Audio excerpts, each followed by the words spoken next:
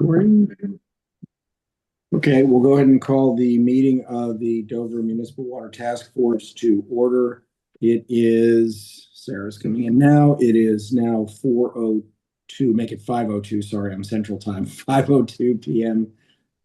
Eastern Time, and we'll go ahead and get started as we have a quorum. Thank you everyone for joining us this evening on this snowy evening. I'm not there, so I'm only doing that by what I hear. So before we jump into into the substance of the agenda, is there anybody who has any comments or anything to raise before we jump in? Okay, we then have meeting minutes from our prior meeting of October 22nd to be submitted for approval. I'll make a motion to approve the minutes that the other block did so wonderfully. Thank you. May I ask for a second, please? Dan seconds. Is there any opposition to acceptance of the minutes? Hearing none, we will say that the minutes are accepted unanimously and without objection. Okay, the principal purpose of today's meeting is to give Chrissy a chance to walk us through the presentation as it stands now. It's a draft presentation. This will be the one that will be the basis of the public meeting we'll have I think in January. And take any comments or feedback we have for her. I know that they're, at least in the version I sent out to everyone here last week, there's some things that were still blanks that needed to be filled in. I'm not sure if Chrissy can tell us how she's doing in terms of progress in filling some of those things in. And I hope everyone had a chance to take a look at it. And if you have some comments for her, I'm sure she would welcome them. So, Chrissy, how about we turn it over to you? Sure. How do you want to do this? Do you want me to just give a summary of what my plan was? Yeah, I think maybe it's a good idea to start with a summary of the overall plan, what the objective of the presentation, like what do you want people to do after you've given that presentation or as a result of that presentation, and then if there's anything you want to walk us through, I can enable screen sharing if you think that's easier for you. Okay. So generally, starting out with kind of a recap of the first meeting.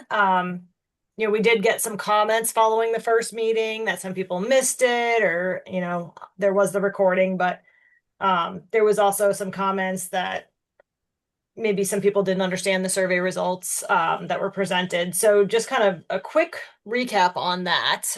We did get, I think it was 12 additional surveys after the meeting, so I incorporated those. Didn't change any of the results, but I did incorporate those. I also kind of created a new chart to maybe help understand the support and where the support is and where people felt their support was back in the beginning of the project. So that would be kind of a quick recap. I don't want to spend a lot of time on it. And then getting into the need. So that focuses on water quality, water quantity, which is the reliability part, economic vitality, and fire protection. We have some, I'll talk broadly about those things, and then we have some details on the water quality from all of the public well data, and specifically from the 15 sources that were identified in the Phelps study from 2010. They had identified 15 existing public community wells that would be ideal to use for a community system. So I specifically focus on the water quality of those wells in particular, but we also do kind of an overall view of PFAS testing as well. And then getting into alternatives kind of the two overlying alternatives are no action or action, and action would be consolidation. No action doesn't necessarily mean don't do anything at all. No action is more don't construct things, but put in place tools and utilize planning to protect your water sources. So water conservation, source protection, land use planning, and then also a monitoring and data collection program to document these issues as time goes on, and maybe better be able to document need then. One of the thoughts from Jeff Hoffer specifically was maybe the town is PFAS testing is expensive. So maybe if the town was interested in defining that a little bit more, what the PFAS plumes might look like, assisting property owners that have private wells with some PFAS testing. Not saying you have to do it, but those are just some ideas that could fall under the no action alternative. And then we move into talking more about the consolidation. I did copy a slide over from the last presentation of what does that mean? What does consolidation mean? Consolidated. In terms of water sources, Jeff did do some desktop analysis of potential water source areas. He did look at the priority wells that were identified from the last study. Some of those do have PFAS in them now. And then he did look at areas, and there is a map in here of areas that could be explored for gravel or bedrock, new gravel or bedrock wells. And this differs. He does show on this one. This is slide 18, if anybody's following along. Would you like to be able to put that on the screen so people can follow along what you're talking about? Sure, I can. Okay, let me see if I can do that. I'll just send you a request. Okay. No, I can't send you over. I can't. On the bottom where it says share screen, you just click on that, and on the right it says allow multiple people to share screen. Yeah. Normally I can send a request and it'll just pop up on your end, but I can't do that. It won't let me. Yeah, I'm not seeing that as a choice, Rich. Can you make me a co-host and I can do it? Well, I'm working off of an iPad, and so I'm not exactly sure. And so, assign co-owners, co-managers in the meeting. Let's just see something. You won't be able to mute me, but I promise to be good. Yeah, well, let's just see. Nope, that didn't give me an option. We gotta tell Dan to be careful. Somebody's sneaking up behind him. They may have a knife. Ooh, okay, I got it here. Chrissy, I'm going to make you the host, or make you a co-host. Can design co-owner access to make it. Yes, okay, fine. Chrissy, you should be able to do it now. Got it. All right. See, I learned something new right there. I didn't know how to do that.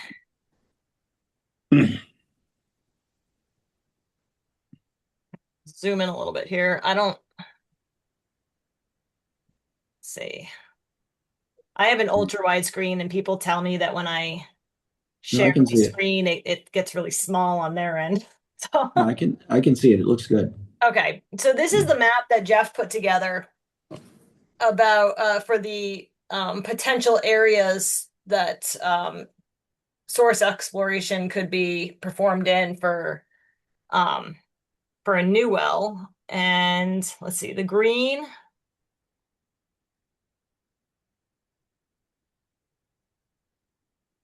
Okay, the green is the green circles are what Jeff came up with, and the brownish colored is what was in the Phelps study. Yeah.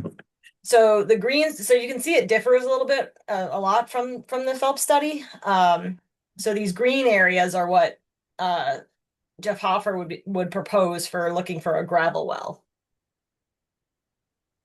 Yeah, higher And potential for gravel wells. The red circles are existing gravel wells okay.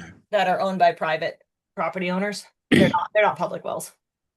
And the advantage of the gravel wells is that they recharge faster. Is that the basic summary in terms of the Gravel system? wells tend to have so a high producing gravel well. We just Jeff actually just developed one up in Killington. It's 1,000 gallons a minute. A high producing bedrock well, you're looking at, a really high producing bedrock well, you're looking probably 300 to 500 gallons a minute. Yeah. So you tend to get a lot more out of a gravel well, a high producing one. And gravel wells don't tend to decline their capacities over time. Bedrock wells, because bedrock wells are fed by fractures, and those fractures can fill in with sediment and minerals over time and decrease the capacity of the well, which is why sometimes people have to frack their wells. That opens up new fractures. Gravel wells don't have that problem, so they tend to be very consistent in the long term. Yeah. Gravel wells also tend to have they usually have better water quality. When you're pulling water from gravel wells are usually about the deepest one that I work with is 100 feet deep. They can be shallower than that. When you're pulling water out of the ground from those shallow depths, you're not getting as much hardness as you are pulling out of the deeper depths of a bedrock well. You also tend to not get as much iron and manganese out of them. So the water quality can be a little bit better. Okay. But there's not a huge potential for gravel wells here, but he did identify these areas. And that would require some further investigations, field investigations. We'll have a lot of detail about that, about how to pursue those if the town wanted to, in the report. Yeah. I don't imagine the general public wants that level of detail. So we'll keep it a little bit more high level there for the presentation, but Yeah. Okay. so that's what we would be talking about in terms of water sources. We also have, so this table here is one of the ones that was highlighted in yellow. This one I still need to fill in. I'm almost done with the demand needs for Westover. And that will give us what we would need in terms of well capacity. And the existing source capacity there is just based on those 15 wells for the full build out. In Westover, Eastover is actually just based on the 2 public wells that are there because there were no identified sources for Eastover in the previous report. So that's just based on the well that serves the town hall library area and then the school well. And then the phase 1 right now I have it based for Westover is based on 3 wells. And I'll confirm that once I finish up the analysis here. So here's another one. This one I had this one I didn't have any other yellow on. So the customer connections, again, when I finish up that analysis, I'll be able to fill in the customer connections there. The full build out is like over 2,000 connections. So that price tag there, I imagine, was quite a shock to everybody. When I started going through the estimate, when we did our proposal, I actually took the estimates from the previous report and just inflated them using some construction index inflation numbers, and came up with about 50 to 60 million. But when I started going through the report the previous cost estimates that were done, they only did 8-inch mains and above. They didn't do any smaller mains in their cost. And it also doesn't look like they had any pavement in their cost. So that's all factored into ours. So that's one of the explanations as to why it's so much higher. And then the Eastover one, that one I did fill in. That was a blank when I sent it to you. Same situation there. They didn't have anything smaller than a 8-inch factored in, and no pavement factored in, from what I could tell. So that one's in the $60 to $70 million range, full build out.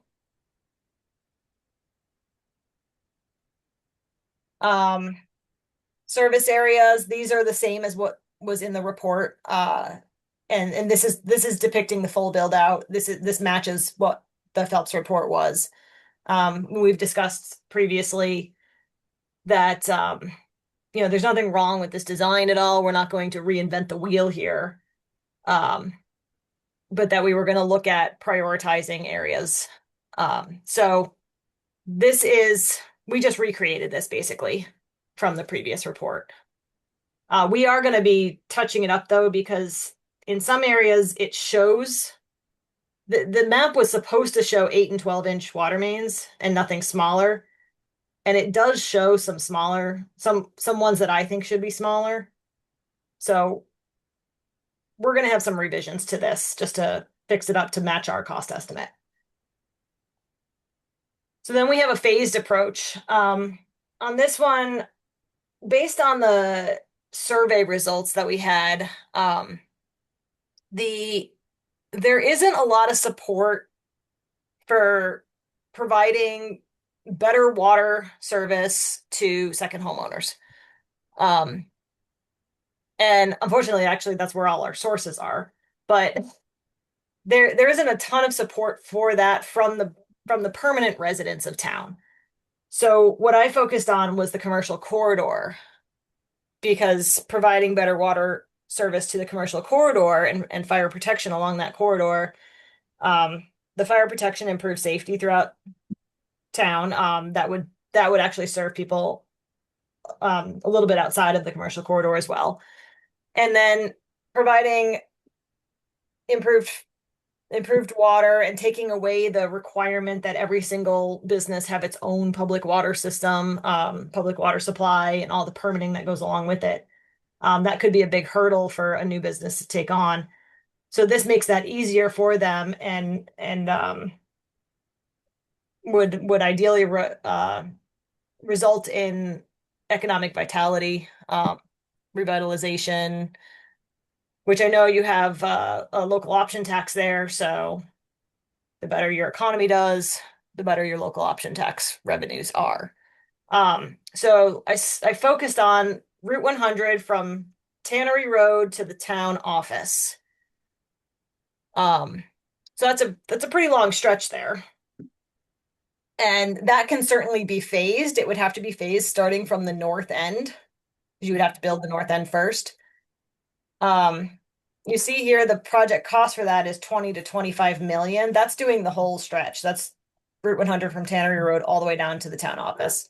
It's also including connecting a water storage tank and 3 existing wells. The wells I selected for this were Bears Crossing, Deer Creek, and Boulder Ridge.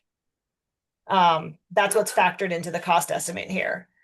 Now, I will state just for the record, because this is a public meeting, that I'm not saying that the town is going to take those wells from any of those systems. I just want to be very clear there. That's just the concept here. Of course, the town would have to negotiate with those systems and come to an agreement if the town were to take over any of the wells. Now, Bears Crossing and Deer Creek, I do believe those are fully built out, but Boulder Ridge is not. So that is a consideration that Boulder Ridge may not be interested in giving up their excess capacity. And by using those wells, we're not saying we would take them away from those housing developments entirely. We would still serve the housing development, and then the excess capacity would be to serve other customers. So there's a lot of question marks in all of this, but it is a very high level. We're very early in any sort of planning, so This is just looking at kind of what could it look like. The reason the price is so high on this is because the tank location is at the top of Bears Crossing.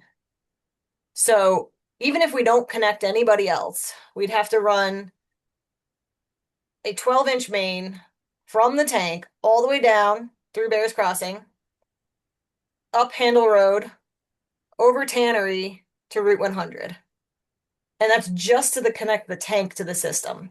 So we're looking at, I think that's probably, off the top of my head, that's probably a good 7-ish million just to connect the tank to the system.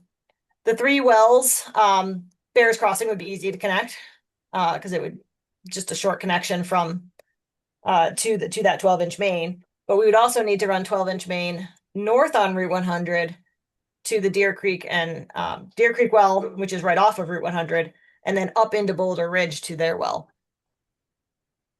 So connecting all of those things to the commercial corridor are quite costly. And then the rest of the cost is the commercial corridor itself. And I didn't mention it, but back on the full build out, these ranges that I'm giving, the reason there's a range is I'm considering it with different pipe materials, ductile iron versus PVC. I'm also looking at what if we connected to the existing system, the systems that already exist in the full build out. So take like Outlook or Boulder Ridge, connecting to their existing piping, but running 8-inch in to each development far enough so that every property has a hydrant within 1,000 feet. So that is like that's the lower cost option that would be connecting other water, the existing water mains to a new 8-inch that's running through. So we would have to replace some of the mains to provide that fire protection, but then connecting the rest of them. The higher cost option is replacing everything. And that I'm including that just because we don't know. Typically, when you have a bunch of different developers developing different systems, you don't know the quality of the construction. So I'm giving that range of different kind of construction scenarios. So that's why there's a range on everything. Phased approach for Eastover would be from the school to the commons area, to the town hall, that area. So that's not a big area in itself, but again, connecting the tank to it is costly. That would be up, blanking on the name of the road. Go up past the school and just keep going up the hill there. That's where the tank would be. Woodsman? Yes, sorry. Yes, that's one. So that's one of the options for the tank. And then the other one is, just look at my map here. The other one is out, I believe, Sugar House Road. So those are the 2 tank options for that service area, and for the phase 1 approach. And in this, I am including a new source in this, but we don't know where the new source would be. So we had to kind of take a guess on a transmission main. So the phased approach in Eastover, 12 to 15 million. So when I get the customer connection numbers all done, I'm going to do a breakdown of what it looks like cost per connection. Well, cost per user basically. And just to give you an idea, give everybody an idea. Here's the map of the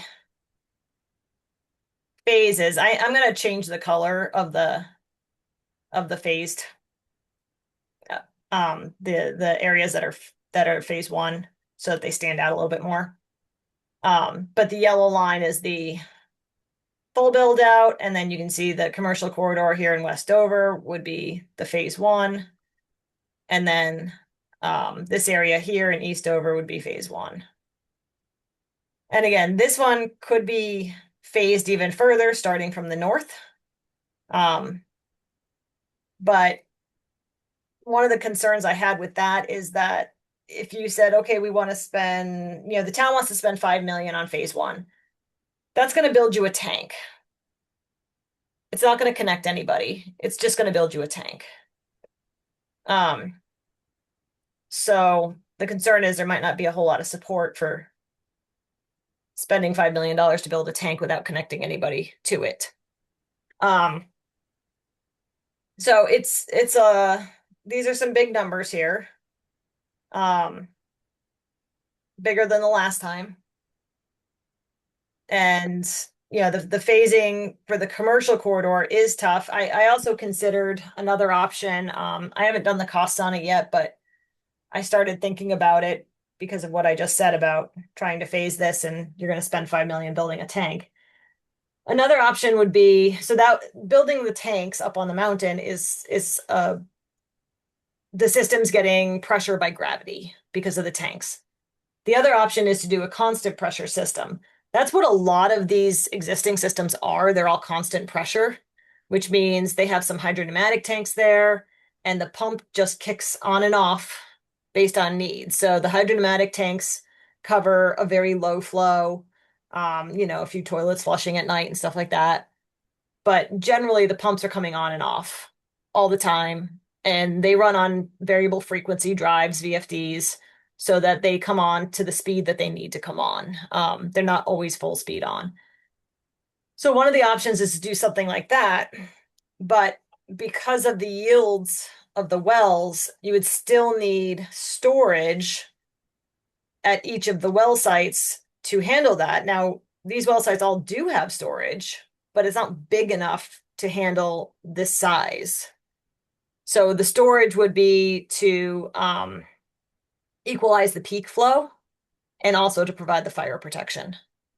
So I'm not sure it's going to come out less. And in the full build out, if the plan is to have a gravity fed system where the wells are pumping up to tanks, then putting money into building bigger tanks at each of the well sites is kind of wasted money in the long run, because those tanks would then go away as further system build out happens.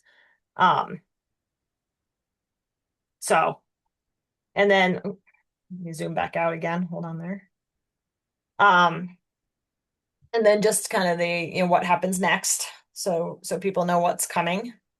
And that was the whole presentation. And then one of my questions was, and I don't think I put it in the email, but one of my questions was, do we want to talk, because we are talking dollars here, do we want to talk about some of the funding opportunities? I'll have more detailed cost information in the final presentation, and we can talk about the funding then. But I can also talk about some of the opportunities now. Whatever the task force would like to do. So can I begin with just a conceptual question, really kind of focused on that. So we have this presentation, right, in January. Then we have this public presentation number 3 in February. What's the difference in your mind between the two? I'm sorry, I didn't. What was the difference in between? Between this presentation, which I think, if I remember, is supposed to happen in January. Yes, Yeah. January 7th. Yeah, right. And then there's another one coming up in February. What's the difference in terms of objective and what you want people to do after each of those? So this one is getting some feedback on kind of what the alternatives are, what is the support from the community, what do people want to see, do they like the commercial corridor option? I'm sure there's not a whole bunch of people that are going to like the $20 million, but what do people want to see out of this? Just kind of getting a feel on the alternatives and where the community would like to see it go. the third presentation, we will have a lot more information about cost per user. What if only half of the connections want to connect? What does that do to the cost? We'll have a lot more information about that. And we can do that full build out versus phase. Maybe we don't do it full build out. Maybe we just look at phasing at a phased project. We can handle it however, but we would also generally talk about funding at that time when we're talking about detailed costs, more Okay. detailed costs. Okay, I see Randy's got his hand up. So Randy, why don't I start with you? A couple things. Chrissy, nice job. It's always enlightening when you start talking about this because I learn things I never think of when I read this stuff. Maybe an approach is to talk funding before we talk about dollars and cents. One, because you don't really have a good handle on the numbers. You've only used multipliers, and we don't know how accurate that is. And two, it helps soften a blow if you know that we can apply for grants and what kind of money might be out there. And I know that's still a moving target too. But I just, and Patrick and I had this discussion the other day. If you lead with the build out is going to be $120 million, that's the end of it. That's just going to torpedo the whole thing. So we got to find a different way to present this. And I'm not sure what that is exactly right now, but it's not having $120 million on your third slide. I can tell you that. So just my thoughts. And I know we need to, I mean, obviously we're talking about it in this meeting, which is a public meeting, and we certainly want to be transparent with the public. So I don't necessarily want to leave it out. But I do completely understand what you're saying. I know putting this together, I was like, boy, that is not going to get people interested in this. We can certainly talk about funding ahead of time. And just to clarify on these costs, we're not just using multipliers. I did that when we did our proposal. But these are based on per foot, all-inclusive per foot prices that we've developed based on actual bid numbers, actual bid results. Okay, I stand corrected on that. Thank you. They Other are still general- estimates, but Yeah. Other general comments, because then I want to come back and talk about the alternatives specifically. Are there any other general comments or questions about the presentation? Okay. Yeah, I have a quick question. Go ahead, Ken. Go ahead, Ken. The Bears Crossing tank, which is expensive because it's so far away. There's no better location, like up the other side of 100, to put a tank that would be closer and cheaper? so here's the tank options. So for service area 1, which is Westover, you have tank site D, which is the one that we were going with. There's tank site C and E. Now, in the grand scheme of things, if you really were going for a full build out, there is also a well up here that's already been drilled. I don't know if we have, I don't think there's water quality data on it, but it has been drilled. There is a yield for it, and it's not being used for anything. And it's not too far from that tank, actually. But in terms of focusing on the commercial corridor, tank site E is a little too far away. We could run the numbers with C. Yeah, that's kind of what I was thinking. But so C is going to require, unless we go straight through the woods, C would require coming out and down. Is this Valley View? I've looked at so many roads in Dover over the past couple weeks. I am learning all of the roads in Dover that I'm going to be like rich soon, know exactly where they all are. Feels like tank site C could come down Hathaway Trail, but I'm just, quick look at it. Not 100% sure. Okay, I can take a look at that. I was just kind of wondering because the tanks are kind of set up for the full build out, and if you did a smaller one, whether a different tank or tank site might make sense. The other question I had was you talked about Boulder Ridge, but Boulder Ridge is above Tannery Road.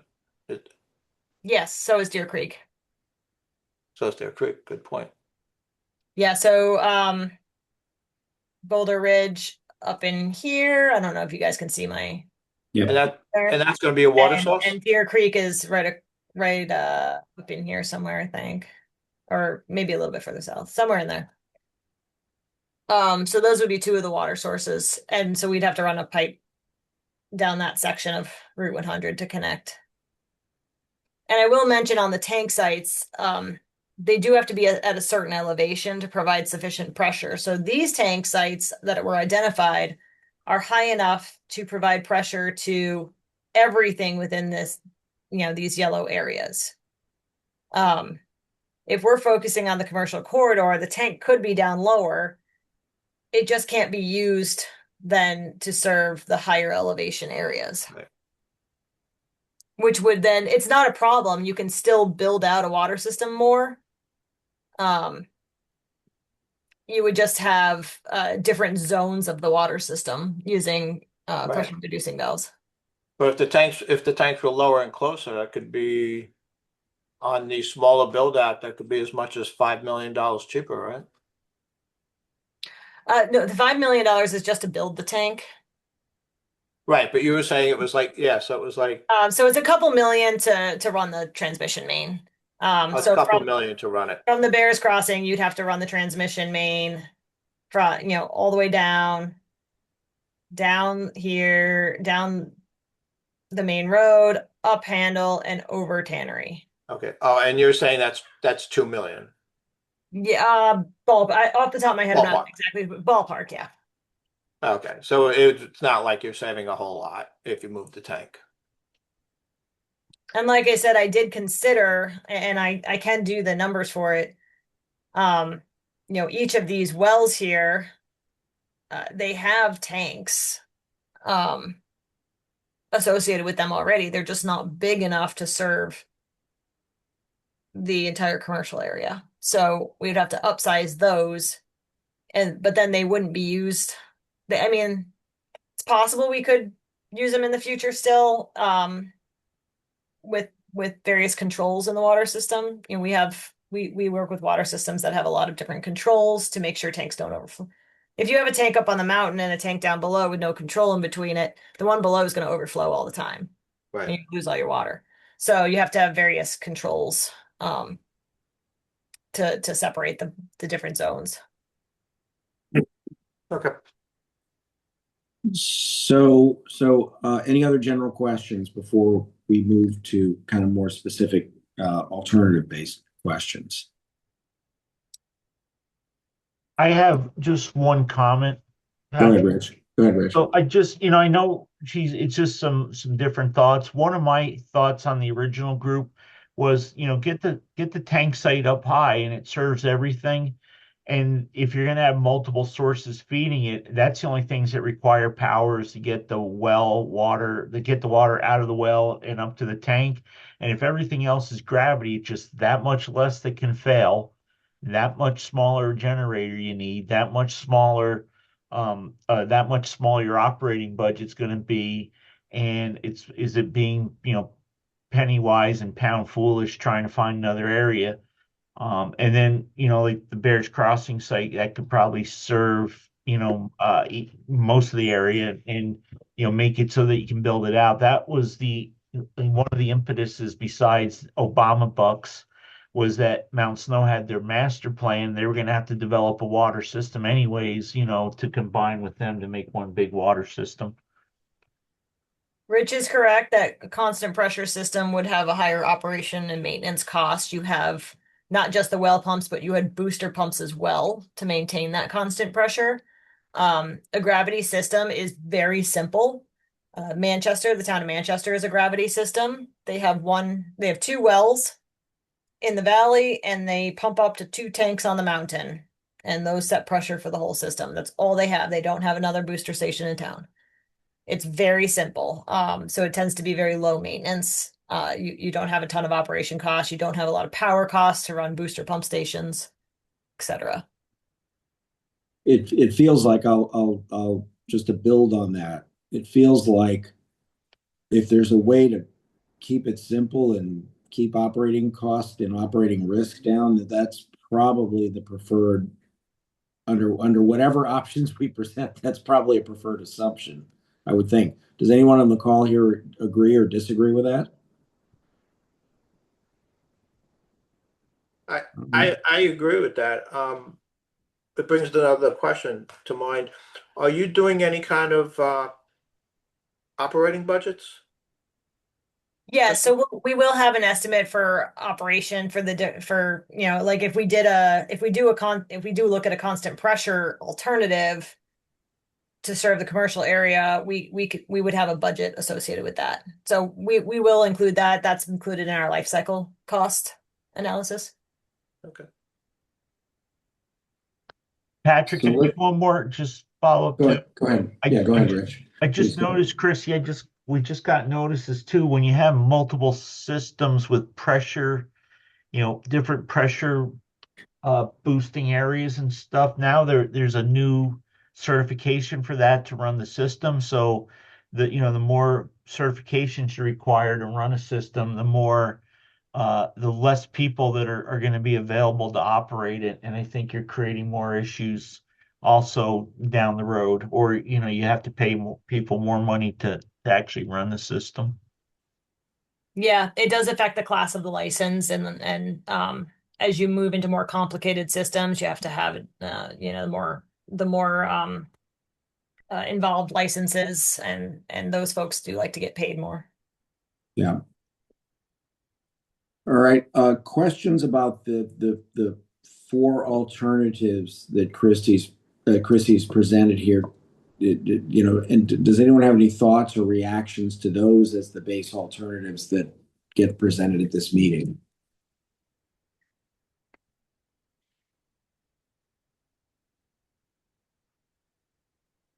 I'll start then.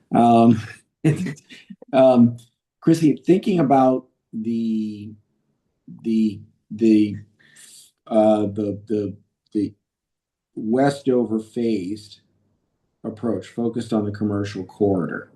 I think someone's already asked here today about, well, gee, where are we going to get the water from? And isn't that above Tannery Road? And I think that's something you could think about. But I'm wondering, so within that footprint, would the mandate be, hey, look, that system is going to connect basically everybody within that yellow shaded area, which the rule of thumb is X feet or whatever from Route 100, everything in there would have an opportunity to connect. Is that the thinking? Yes, and all of these properties are properties that directly abut Route 100. Okay. And do we I know you haven't done this math yet, but what I think about and worry about in that focus, I get the economic development argument, but I wonder about the per capita connection cost. Like once you take that 20 million and you divide it up over a handful of businesses or things that are in the corridor, do we have enough so that all of a sudden there's not the number might be lower, but the actual cost per user may be substantially higher because we have way fewer users connected. Just a quick here, I've got, let's see. I haven't verified that these are all correct yet, but it looks like there'd be less than 100 users in that stretch. In that stretch, right. So that was my question.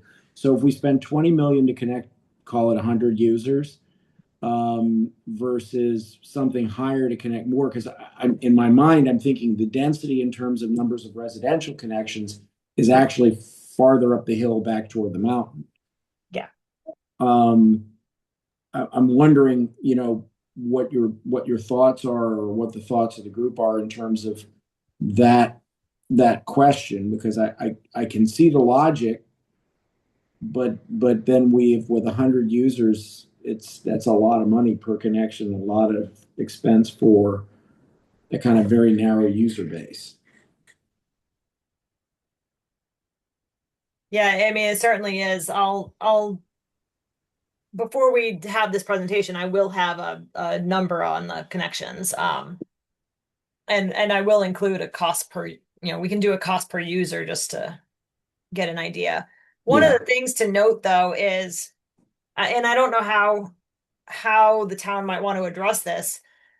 So if that is a phase one and they're the only ones paying for the project, and then this does expand in the future, all of those people along Route 100 just paid for the tank or paid a portion of the tank by themselves, and now other people are going to benefit from the tank as the system expands. Right. So Yeah. that's a consideration. I think that begs a general question that's going to be asked, which is just why the Route 100 corridor first instead of the base area first? And I don't know what the answer is to that right now. The base area does have fire protection already. And it is served by multiple public wells, but it is primarily residential.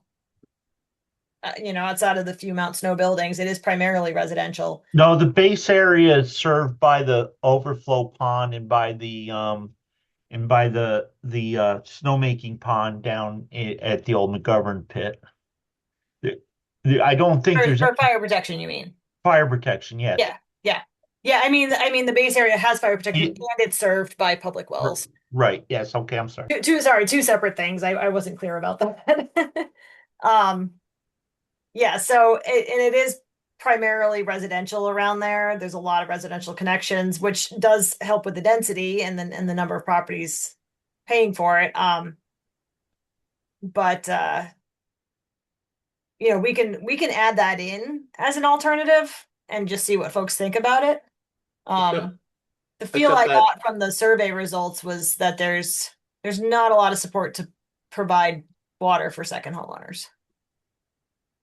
And even from the second homeowners, a lot of them are saying, we already have water. Why do we need new water?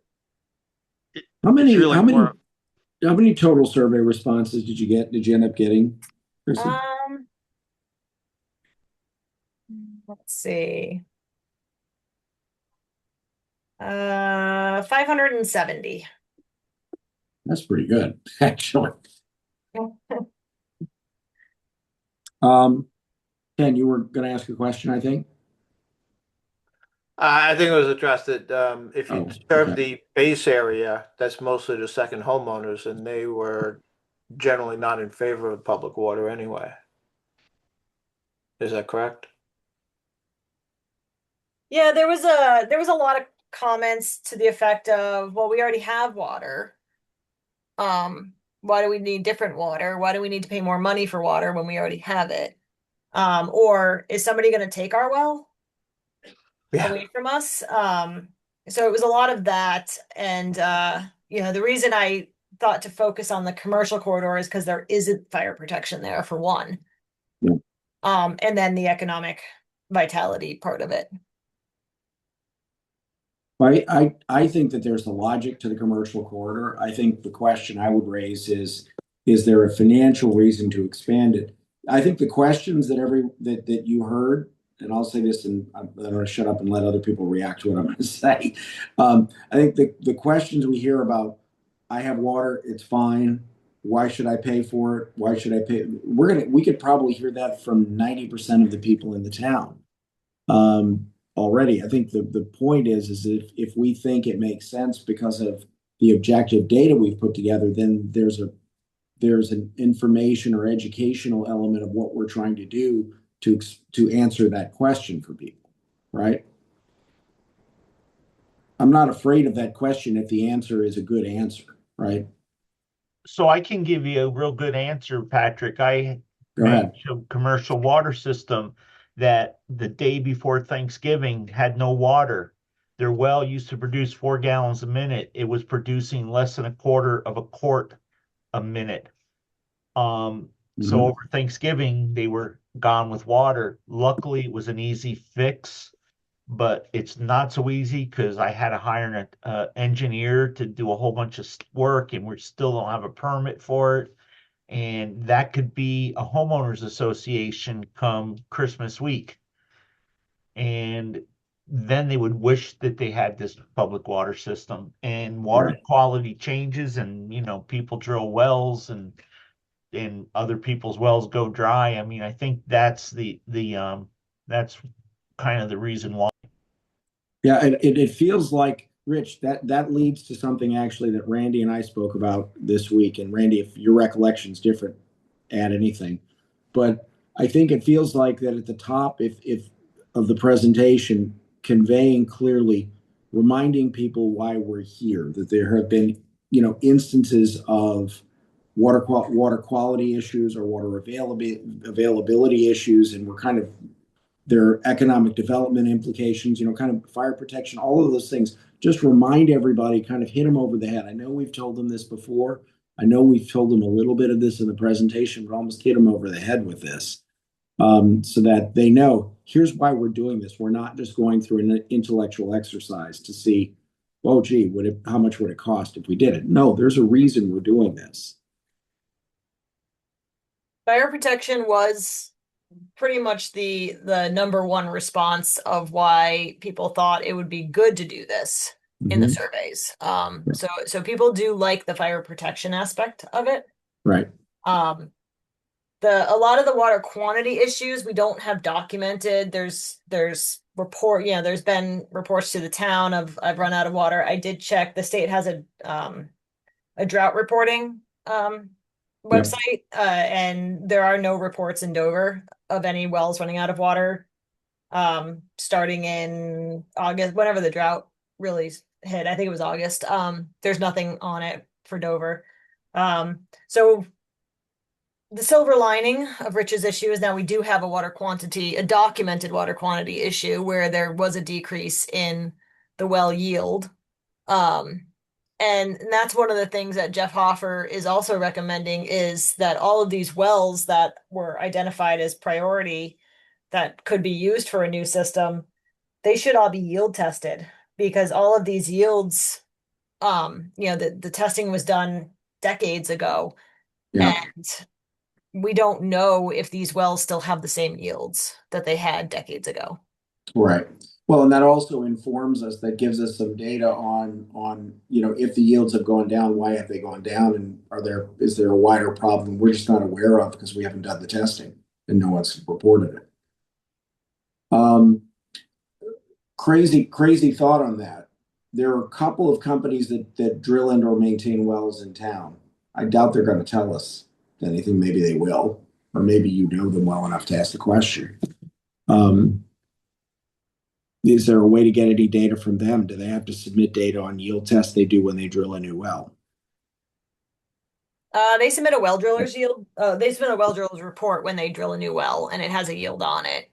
I think if they're, the problem is that data is so hard to sift through, because there are so many. There's a lot of mapping of wells. But unfortunately, especially the older wells, the mapping is very inaccurate. Yeah.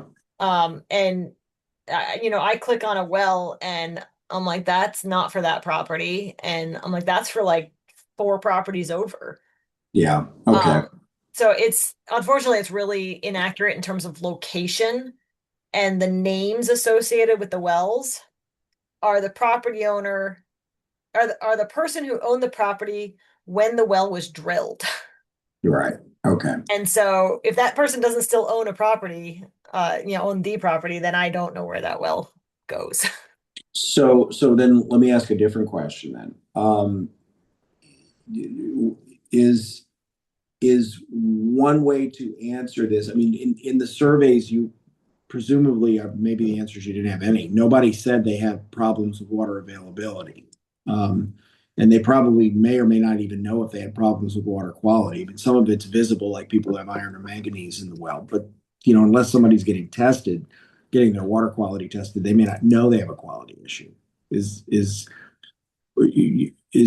one thing that you suggest or put on the table is the idea of an extended testing program? Is that into your no action option? Yeah, that is part of the no action option would be to gather more data. So if you're not going to construct anything yet, um, don't just put the whole thing aside and hope that the water keeps coming out of the ground. Gather more data, actively gather the data. Um, and that might include helping people with yield testing, helping people with water quality testing. Um, we did have questions in the survey. I'm just looking here. Water quality issues. Um, water quantity issues. 10% of respondents said yes. Water quality, 20% said yes. Now, on some of those water quantity issues, the yes is that something they had a toilet running and it ran their well dry, and so they fixed the toilet and then the well filled back up again. So those aren't true water quantity issues. But Yeah. so some of them were that, and they actually did provide, some people did provide that level of detail, but about 42 out of the 570 said they had water quantity issues. I wouldn't be surprised if half of those were accidental. Yeah. Water quality issues was about 80. But I mean, that was a variety of things. Obviously, outside of public water systems, nobody's testing for PFAS. Um, they're doing, generally the standard comprehensive package, or possibly not even that. So it's things like iron and manganese that are really popping up there. Yeah. Other questions?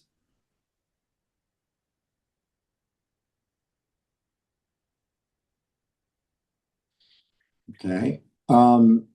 So Chrissy, is your plan then when you present? I mean, I think the one thing I get Randy's takeaway and agree with Randy. I don't think it's good to necessarily lead with that big number without context.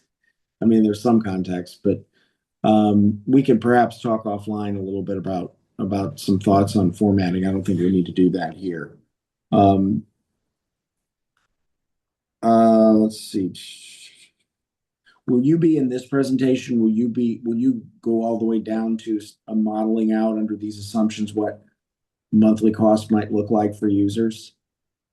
Or you're not ready for that? I wasn't going to do that this time around Okay. because I don't have the operations costs, the O&M costs done yet. Yep. Would it be fair to look at the full build and the partial build as kind of the bookends? Like there could be a number of options in between the two of them? Yeah, there certainly could be. And there could be even options smaller than the phase one that I'm showing here. Mhm. And, we can add another phased option in around the base area. What are folks on? Go ahead, sorry. But the commercial corridor option certainly you can start on the north end and just kind of work your way down. So if you want a smaller project, you just make it shorter. Yeah. I think that's good, and I actually think having an option around the base area is kind of critical. Okay. Okay. We can add that in. Sure. What do folks here think about the Eastover option and what we present on Eastover?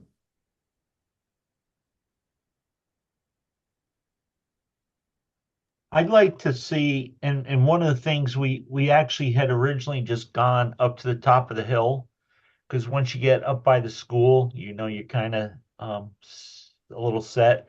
I know the school has had some issues with their water in the past and the water system and the way it operates, but it's kind of under control because right now, the numbers are down a little bit. But one of the things when they did the big addition on the school back 25 or whenever that was, um, we used to have some showers at the school. And we had to take them out because we didn't have enough water to do showers along with, there used to be showers like a locker room off the gym, and they had to come out. So I don't think it would hurt, and especially even though we test for PFAS and stuff, look what happened with daycare in the town hall and how much a town has spent if the school ever had to do that. And remember, the school budget is not the same as the town budget, how it gets raised. It could be a huge effect on the entire town.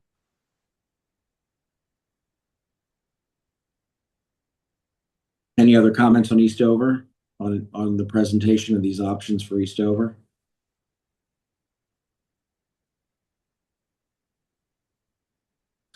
Yeah, I mean, my only thing, I mean, I don't know the Eastover geography as well as I do the Westover geography.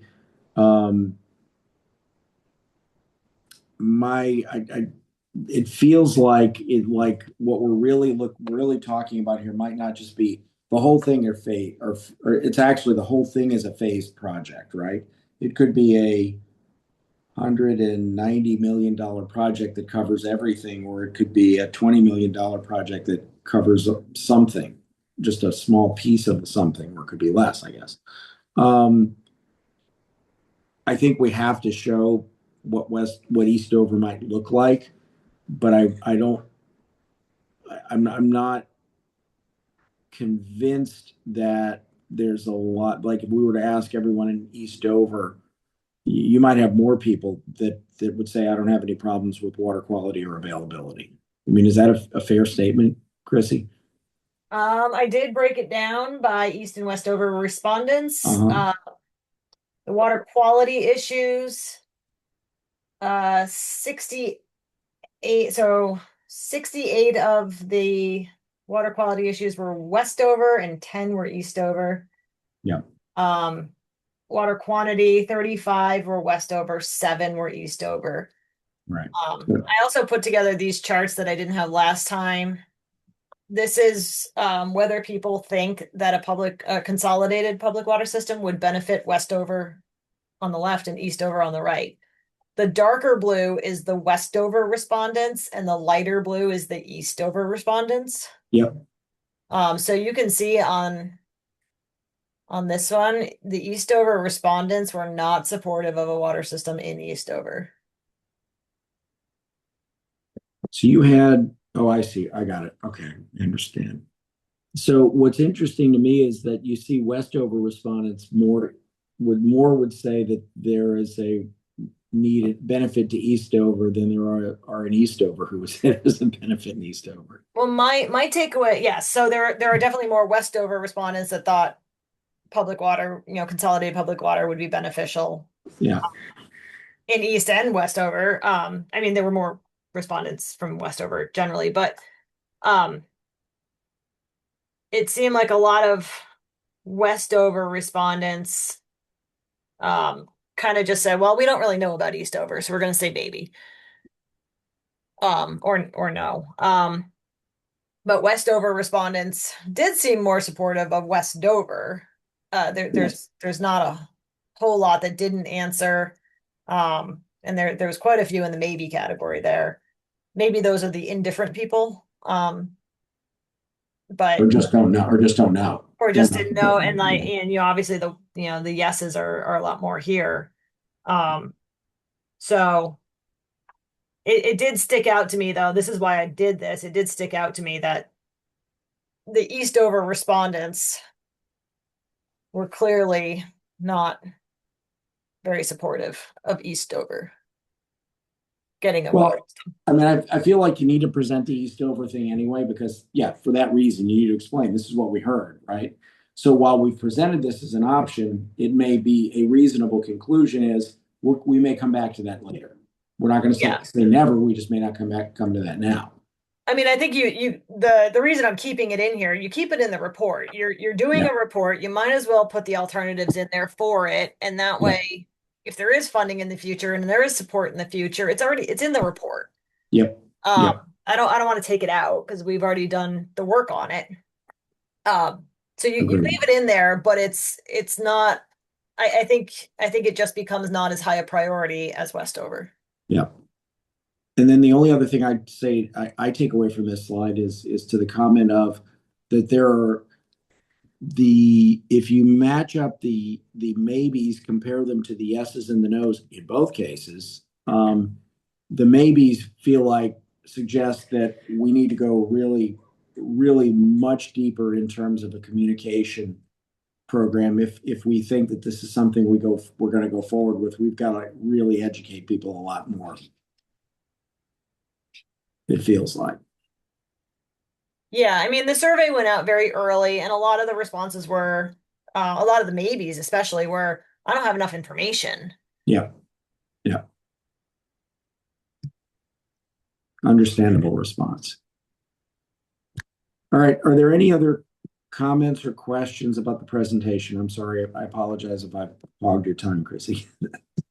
No, you're fine. I'll just know, I think it was maybe Randy that made the comment of putting the why are we doing this at the beginning. Yeah. Really focus on the why are we doing this? Yeah. Because I think that's where the maybes are sitting, is why are we doing this? And you can work in Rich's anecdote if you have room. Oh yeah, so I do know about it. He did inform me, because it is a good data point here. And it certainly will be mentioned in terms of water quantity issues, because it is a nice documented one. Yep. If anyone else who's a member of the task force, or I think Jim McDivitt's here also, so Jim is a member of the public, if you become aware of any water quality or quantity issues that you think might be useful for Chrissy to know about, please let her know, email her. And Patrick, there's 2 commercial plazas that had the same issues, very similar, and it wasn't a drought issue. It was just the well had been used quite a while and it needed to be cleaned. Mm-hmm. So that's that's eventually going to be all of us. Yeah. Yeah. And that's where the recommendation to do some more yield testing, update all the yield testing, see where all these wells stand comes in. Right. I can see that I'm not sure that I would put that no action option in this presentation at all. That may be something down the road we come back and say, hey, Chrissy, how much does it cost to do like a program like this? We do, if that's what people conclude. Okay. Yeah. Yeah, we can leave that out if the task force wants. Well, I mean, I don't, were you in a position to present, hey, if you wanted to test 2,000 well or 1,200 wells, because I guess we have 1,200 wells in town, or we wanted to test 500 wells, how much would it cost us? I'm not sure that would do anything but muddy the water right now. I think that's, if we decide to do no action, then that becomes a fallback position. Does anyone disagree with me on that?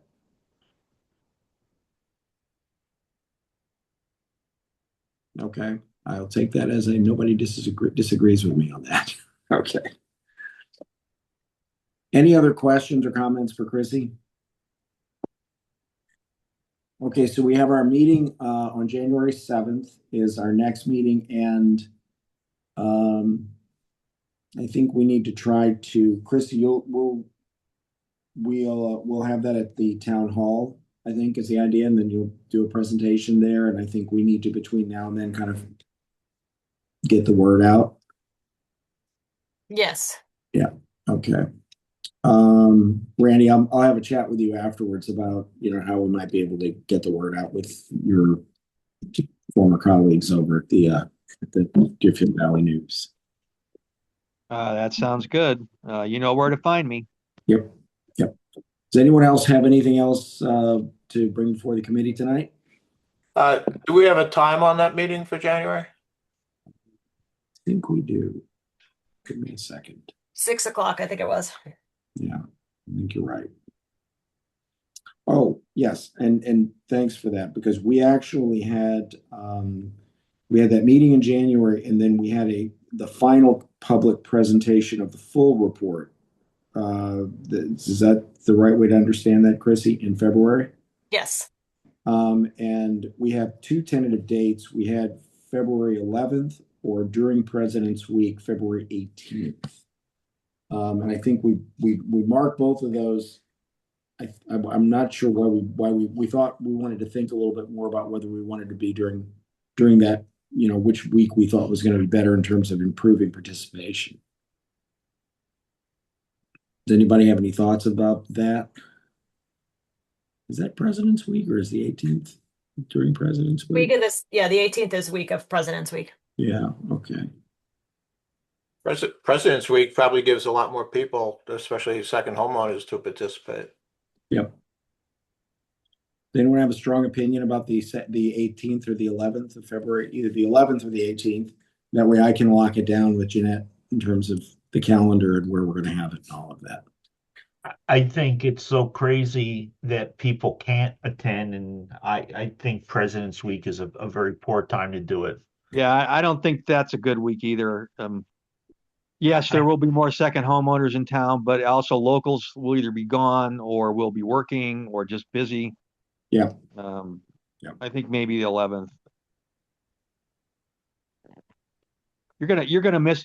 It doesn't really matter. You're gonna miss people regardless of the date. So Sure. that's why we record this stuff, and it's why people can go back and look at it. Yeah. Okay. Is there any strong opposition then to the 11th? Locking that down? What Okay. day of the week is it? It's a Tuesday, right? No, it's a Wednesday, actually. It's not a regular meeting date for us. Okay. Rich, we talked about that at one of the other meetings. I think these were the. Yeah, I'm good with that, but will we have a couple more meetings beforehand to prepare for it too? We'll have the January meeting and we can have another meeting later in January. I If we need- think it would be really good just because I think, you know, kind of like what Ken brought up and Randy about, you know, how to do the presentation. I think we should have that discussion. Yep. And, because again, you know, the last time around, what just killed it was the number, you know, and when people heard the number, that was kind of the end of the conversation. Yep. Yeah. Chrissy, I you wrote that down, right? Yes. And I Oh really, no, I trust me, I put this together and I'm like, yeah, still like that number. and one of the other things I think that would be really kind of a strong thing, and I've been saying this for a couple days, is that, you know, could you imagine if we didn't have the North Branch Fire District, and in the 1960s, people didn't say, "Hey, what a great idea this is," and I would love to see a comparison. And I don't know if Ken can get us that, you know, what the cost was for the North Branch back when they voted on it and what that would buy, you know, what that compares to today. Hmm. You know, I can pursue that. That because would actually, I have the proposal from the booklet from the 60s, you know. I just think that's, again, one of the things I've said about this is it's not something I think we have to do tomorrow, but I think eventually, if we don't want to become a ghost town, it's something we're going to have to do in the future. yep. Yep.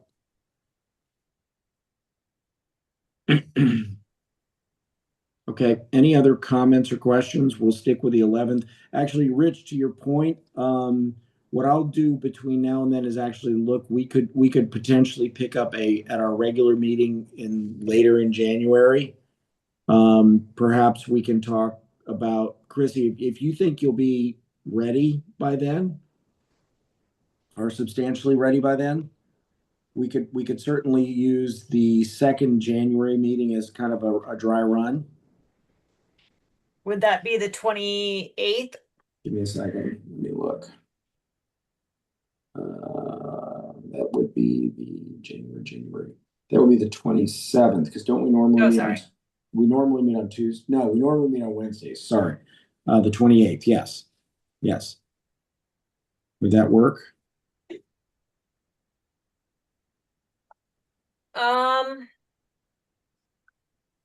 It's a little tight, but I mean, I understand we have to get it in before whoops, I went the wrong Well, I line. mean, we could do it on February 4th if enough folks are available that day. That's not a regular meeting night for us. And I'm not sure if we're conflicting with something else. I'd have to check that. What day, Well, Patrick? we're talking about January 28th or February 4th, just for a dry run presentation. Yeah, I'm probably gonna be in Aruba. Both days? Oh, probably for like a month. Well, you see, if we do it on the 4th, you'll be really sunburned because you would have been out on the beach the whole week. But So he can zoom in from Aruba. Ah, Sorry, Rich. They I'm they going. do have Zoom in Aruba. they do have I'm going the dark place of Aruba where there is no internet. no internet, no Zoom.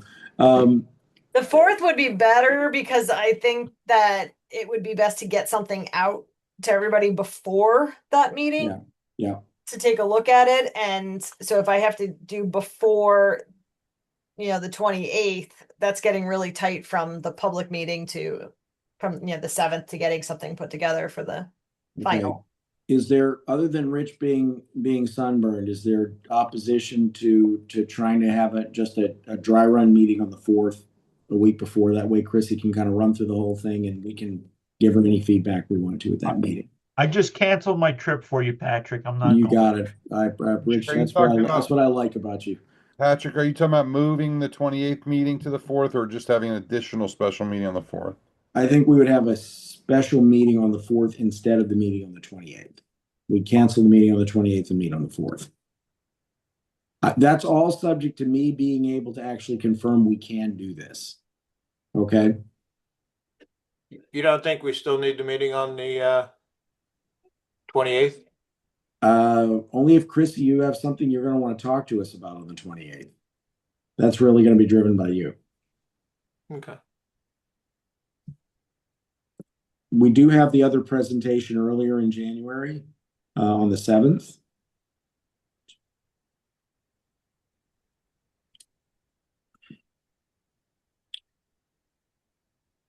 I mean, the alternative is, and I know there was some reaction to not having this during President's Week. The alternative is we do the 11th and the 18th because we've already got those 2 dates reserved. No, that's going to make people's heads explode. Let's stick with the 4th for the dry run if it's available, and I'll let everyone know by email unless there's really strong objection. Okay, hearing none. We'll do that, and I will get back with everyone on that. Okay, great. Any other questions or any other business to bring before the task force tonight? Members of the public, do we have a spot for that? I forgot. We did earlier on, but Jim came in after it. Jim, did you have anything you wanted to add?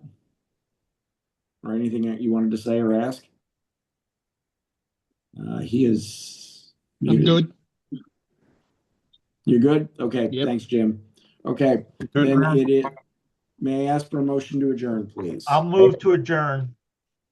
And Second. a second. Thank you. Randy seconds. Randy seconds. It is 6:20 p.m. on Wednesday, December 10th. The meeting stands adjourned, and I will stop the recording.